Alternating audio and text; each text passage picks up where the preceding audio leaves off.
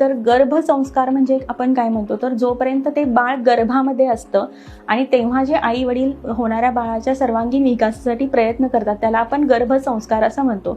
पण जेव्हा बाळ प्रत्यक्षात जन्मतं त्यासोबत आई वडील या दोघांचे चॅलेंजेस सुरू होतात. आता तुम्ही पेरेंटिंग हा शब्द ऐकलेला असेल आणि याच्यासाठी आता आपण बऱ्याच वेळेला पेरेंटिंगचे सेशन्स अटेंड करतो. तर झालेल्या बाळावरती आता इथून पुढे कसं असतं की बाळ जोपर्यंत 6 वर्षाचं होत असतं तोपर्यंत बाळाचा मेंदूची डेव्हलपमेंट ही होतच असते.